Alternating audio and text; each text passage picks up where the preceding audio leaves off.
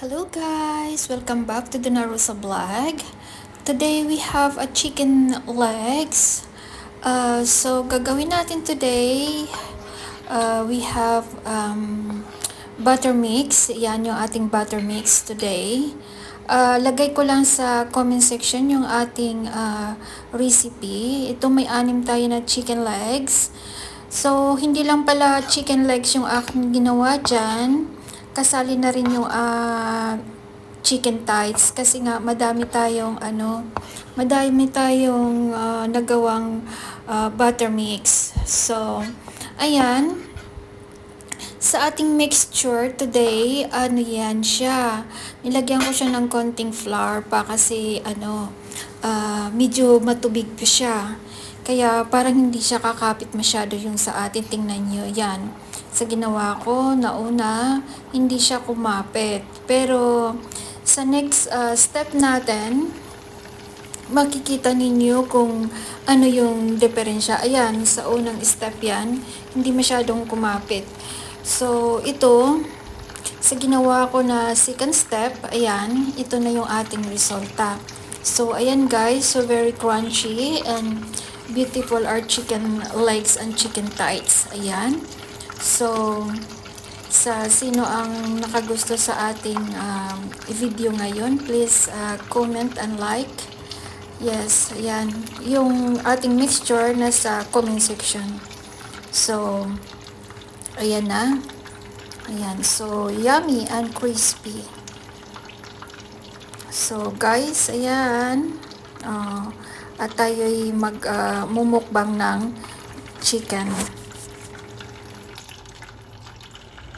Hello guys! Ito yung ating final touch ng ating butter mix chicken. Yes.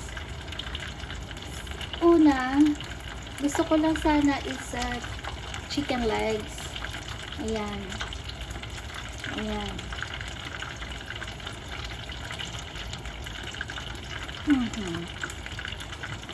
Pero madami tayong nagawa na butter mix.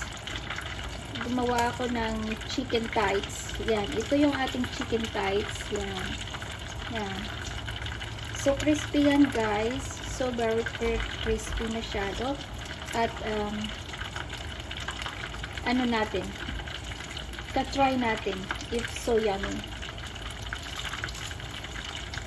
Yan.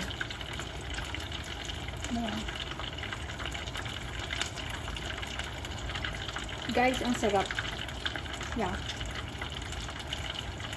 Ilalagay ko sa comment section yung ating butter mix kung paano i-mix na sobrang crispy at saka juicy yung ating chicken. Yeah.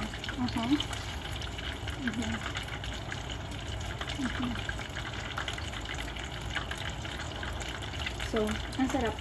Ang sarap guys, ang sarap. Yan. So, yummy. Yan, mai-enjoy yung kids ninyo o kayo mismo mag-i-enjoy ng chicken na ginagawa ninyo. Yan. So, yummy. So, guys, like and share sa ating videos ngayon. Kung nagugustuhan ninyo, Donna Rosa Vlog, please hit the button and all the notification is yours. Yan. Guys, thank you for watching sa the next video.